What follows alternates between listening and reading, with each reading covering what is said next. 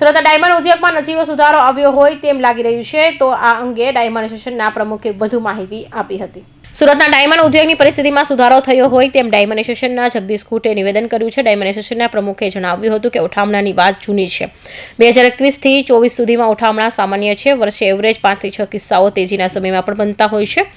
અત્યારે તમામ યુનિટી ધમધમી રહ્યા છે. રત્ન કલાકારોની રોજગારી મળી રહી છે. સુરતમાં વધારે પતલી સાઇઝના ડાયમંડનું પ્રોડક્શન થાય છે અને તેના પર G7ના દેશોનું પ્રતિબંધ મૂક્યો નથી, જેથી હાલ લેબ્રોગોન ડાયમંડ આ ઉદ્યોગને ઓક્સિજન પૂરું પાડી રહ્યો છે. દિવાળી બાદ ડાયમંડ ઉદ્યોગની પરિસ્થિતિમાં સુધારો થયો તેમ કહ્યું હતું. Discount president Surat diamond association. ઉઠમણાની વાત છે ત્યાં સુધી 2021થી 2024 સુધીમાં અમારી સંસ્થા પાસે એસોસિએશન પર 24 ઉઠમણાના કેસ આવ્યા છે.